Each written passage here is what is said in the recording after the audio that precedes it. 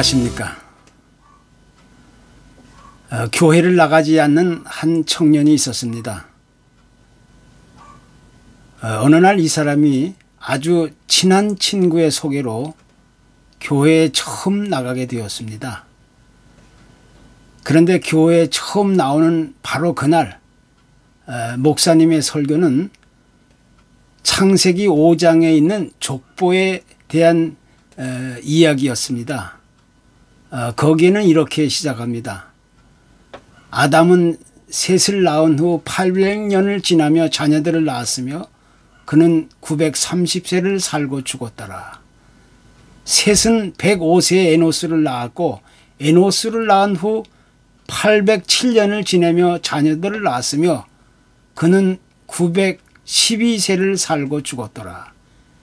에노스는 90세에 게난을 낳았고 이렇게 되었는데, 그러니까 이 5장 전체의 내용은 누가 누구를 낳고 또 몇 세까지 살다가 죽었다, 뭐 그런 내용이 전부였습니다.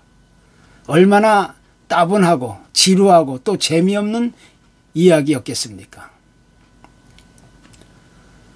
그런데 교회에 처음 나온 이 청년은 누가 누구를 낳고 죽었다 이런 말이 반복적으로 계속 되풀이되고 있는 말씀을 듣고 남이 모르는 큰 충격을 받게 되었습니다.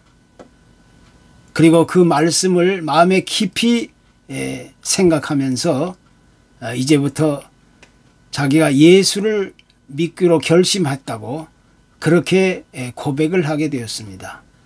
참으로 생각만 해도 아주 신기한 일이 아닐 수 없었던 것입니다. 옛날 로마 시대 때 멀리 나가서 전쟁에서 승리를 거두고 돌아오는 장군들에게는 개선 장군을 위한 로마시의 아주 성대한 퍼레이드가 펼쳐지곤 했습니다. 그런데 많은 사람들이 몰려드는 그 행렬 뒤에는 반드시 한 노예로 하여금 큰 소리로 이런 말을 외치게 했습니다.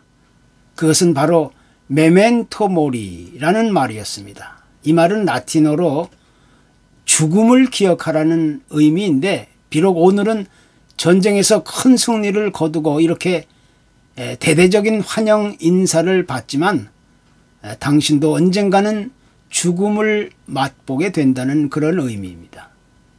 그래서 보다 겸손하게 남은 생애를 살아가야 한다는 사실을 암시해 주고 있는 것입니다.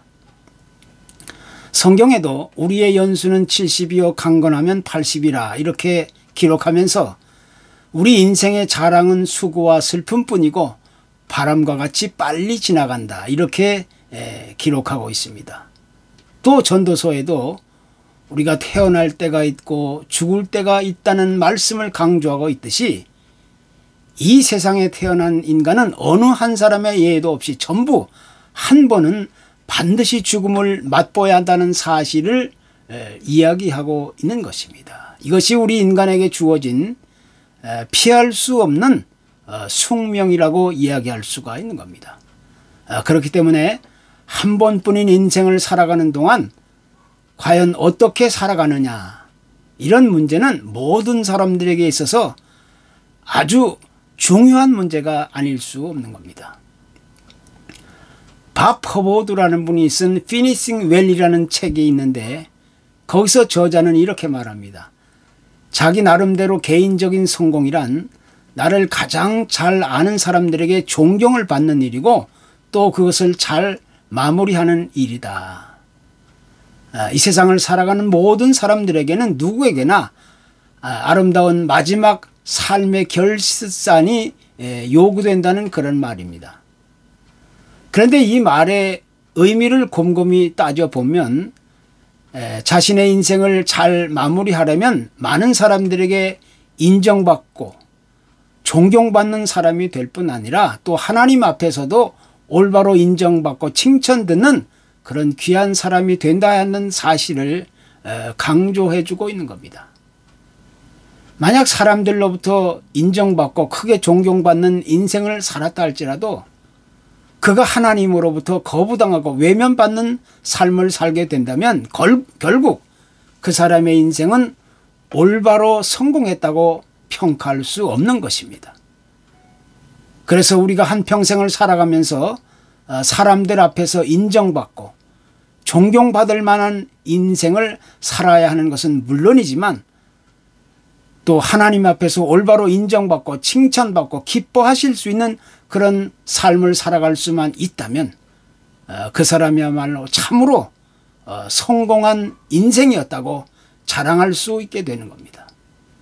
따라서 우리가 어떤 인생을 살아가느냐 하는 것도 중요하고 이보다 더 중요한 것은 이 세상을 다 살고 마지막 삶의 결산이 이루어지는 날 하나님으로부터 참으로 아름다운 인생이었다 이렇게 평가받을 수만 있다면 이보다 큰 성공과 또 영광은 없을 것이 분명한 것입니다.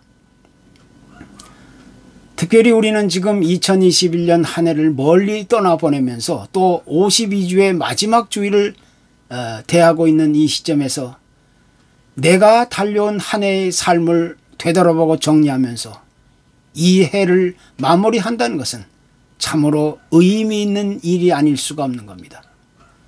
존 던롭이라는 분이 마지막까지 잘 사는 삶이라는 책에서 인생을 잘 마무리하는 것은 끝까지 잘 사는 것이다 이렇게 이야기하면서 각자 자기 인생의 마지막 결산을 잘 이루어갈 수 있는 사람이라야 참으로 잘 사는 사람이라고 이야기합니다.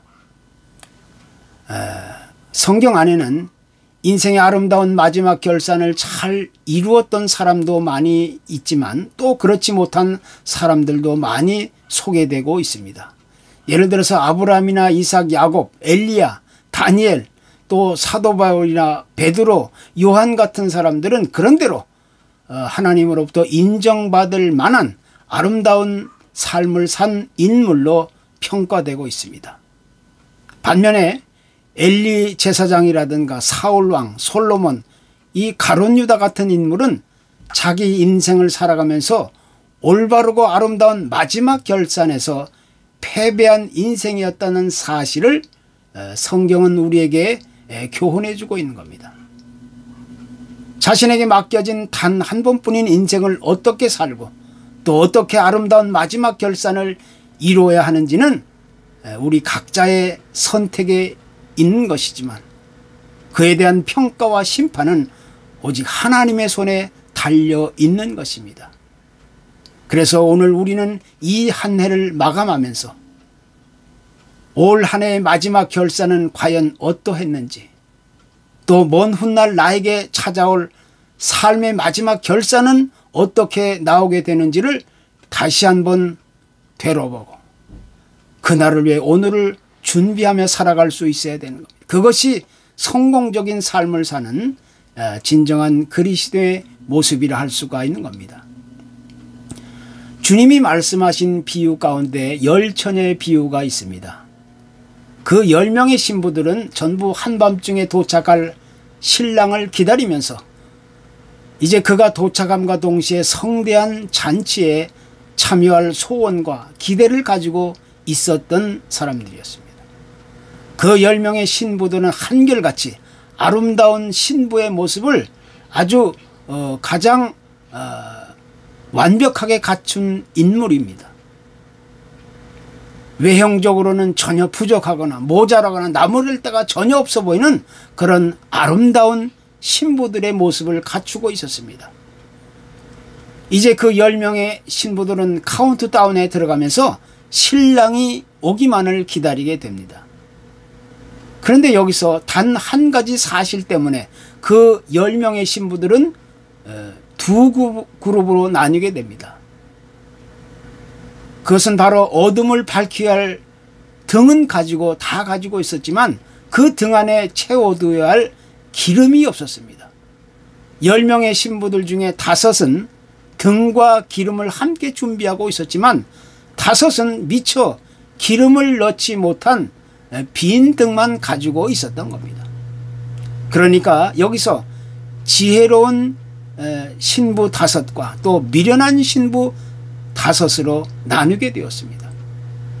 결국 신랑이 오는 시간이 조금 늦어지다가 더 깊고 깊은 밤 갑자기 신랑이 도착한다는 메시지가 들려오게 되었을 때 등에 기름을 채워두고 있었던 지혜로운 신부 5은 예정된 그 성대한 잔치에 들어갈 수 있었지만 등에 기름을 채워두지 못했던 이 미련한 신부 5은 허둥지둥하다가 준비된 잔치에 들어가지 못하는 아주 비참한 신세를 맞이해야만 했던 겁니다. 이 미련한 신부 5은 똑같은 시대에 똑같은 상황과 환경 속에서 똑같은 삶의 패턴과 모습을 가지고 세상을 살아왔습니다. 그러나 결국 그들은 이 아름다운 마지막 결산에서 돌이킬 수 없는 패배한 인생이 되었던 겁니다. 자신에게 다가올 내일의 마지막 삶의 결산을 애써 무시하고 아무 준비도 없이 어떤 의식이나 의지나 결단도 없이 무의식적으로 하루하루를 되는 대로 살아가는 사람들의 이런 전형적인 모습이 바로 그와 같은 것입니다. 세상 모든 사람들에게 공평하게 주어지는 것이 하나 있다면 그것은 바로 우리가 지니고 있는 시간입니다. 돈이 많이 있는 사람이나 돈이 없이 가난하게 사는 사람이나 많이 배운 사람이나 못 배운 사람이나 어떤 특별한 가문과 명예와 권력과 부를 가진 사람이나 아무것도 없이 빈털터리의 삶을 사는 사람이나 모든 사람에게 똑같이 주어지는 것이 이 세상의 한계적인 시간입니다. 그리고 또 누구나 각자에게 주어진 이 단 한 번뿐인 인생을 살아가다가 때가 되면 반드시 마지막 죽음의 문턱을 밟고 어디론가 지나가게 되는 것이 우리의 인생인 것입니다. 바로 여기서 우리는 각자에게 다가올 아름다운 마지막 삶의 결산이 기다리게 되는데 내 인생의 모든 평가와 판단과 심판은 바로 그때 완벽하게 이루어지게 되는 겁니다. 그래서 지혜로운 사람일수록 오늘 나에게 주어진 삶을 돌아보면서 또 앞으로 다가올 내일을 기다리며 준비하는 그런 삶을 사는 자가 되는 것입니다. 오늘 이 마지막 주일 한 해의 삶을 정리하면서 나에게 다가올 아름다운 마지막 삶의 결산을 올바로 준비할 수 있는 자라야 인생에서 아름다운 승리를 얻게 되는 것입니다. 주님은 바로 그와 같은 아름다운 마지막 결산을 우리에게 기대하고 계시는 겁니다. 오늘 본문은 바로 그 아름다운 마지막 결산의 그런 모습을 잘 보여주는 그런 귀한 말씀입니다. 어떤 주인이 외국에 갈 일이 있어서 자기 종들을 다 불러 모아 그들에게 각각 소유를 나누어 주고 각기 재능대로 활용할 것을 부탁하고 떠났습니다. 그런 후에 주인은 외국에 나가서 볼 일을 다 보고 다시 돌아와서 이제 종들을 불러 그들이 그동안 얼마나 주인이 없는 사이에 그 부탁을 잘 수행했는지를 결산하게 되었습니다. 참으로 어느 때보다도 엄숙하고도 엄중한 그런 시간이 온 것입니다. 이때 5달란트를 받은 종이나 또 2달란트를 받은 종들은 각각 자신이 그동안 주인이 없는 사이에 주인이 맡겨주신 소유를 가지고 얼마나 일을 정성껏 해왔는지를 낱낱이 주인에게 보고하게 되었습니다. 주인은 그 2 종들의 보고를 받고 참 잘했다고 칭찬하고 격려하면서 또 앞으로 더 큰 일을 맡길 것이라고 일러주었습니다. 그런데 문제는 1달란트를 받았던 종이었습니다. 그는 주인에게 말하기를 주인이 나에게 맡기신 것을 염려한 나머지 그것을 고스란히 땅에 묻어뒀다가 다시 가져왔다고 그렇게 보고하게 되었습니다. 그러자 주인은 몹시 화가 나서 이 악하고 게으른 종이라고 꾸짖으면서 그의 것을 빼앗아 밖으로 내쫓아버렸던 것입니다. 참으로 이 1달란트를 받았던 종은 주인이 다시 돌아와서 마지막 결산을 하게 될 때까지 그 어떤 준비나 어떤 의식이나 어떤 의지나 결단이나 행동 없이 미련하고 게으른 삶으로만 일관해 살았던 겁니다. 그의 어이없는 삶의 선택의 결과가 이런 비극적인 결산으로 맞춰지게 되었다는 겁니다. 우리가 가지고 있는 이 성경의 역사에는 그 누구도 부인할 수 없는 두 가지 전제가 존재합니다. 하나는 이 역사는 모든 것을 하나님이 시작하셨다는 것과 또 다른 하나의 역사는 때가 되면 하나님이 그 역사를 종결하시게 된다는 겁니다. 그래서 성경의 첫 부분은 태초에 하나님이 세상을 창조하셨다는 것을 시작으로 하고 있습니다. 그리고 성경의 마지막 책인 요한계시록은 하나님이 이 세상의 역사를 이제 마무리하시겠다는 것으로 끝을 맺고 있습니다. 그런데 이것은 우리의 인생에 있어서도 마찬가지입니다. 첫째는 하나님께서 우리 각자의 인생을 허락해 주셨다는 것이고 또 두 번째는 이제 때가 되면 반드시 하나님께서는 우리의 인생의 결산을 묻게 되신다는 겁니다. 그래서 사람이 이 세상에 태어나서 늙고 병들고 죽어가는 과정은 그 누구도 피해갈 수 없는 운명이지만 그 뒤에는 반드시 하나님이 정하신 마지막 결산이 이루어지게 되는 겁니다. 바로 그때 우리는 이 아름다운 삶의 마지막 결산이 이루어질 수 있어야 하는 것입니다. 잘 살기 위해서는 잘 살아야 한다는 말이 있듯이 우리의 삶의 마지막 결산이 아름답게 이루어지기 위해서는 내가 지금 이 세상을 살아가는 동안에 무엇을 어떻게 준비하며 살아가느냐 거기에 달려있는 겁니다. 누구에게나 이 세상의 삶의 자리가 언젠가는 마지막이 된다는 사실을 피해갈 수 있는 사람은 아무도 없는 겁니다. 그때가 언제가 될는지는 모르지만 모든 사람은 반드시 떠나야만 합니다. 하던 모든 일들을 뒤로 한 채 훌을 털어버리고 어디론가 사라져야만 한 것이 우리의 인생입니다. 그래서 우리가 이 세상에 살아가는 동안에 내가 머물고 있었던 자리, 내가 몸담고 있었던 자리, 내가 숨쉬며 살아왔던 흔적들을 고스란히 가지고 주님 앞에 서서 삶의 마지막 결산을 마무리할 때가 반드시 오게 되는 겁니다.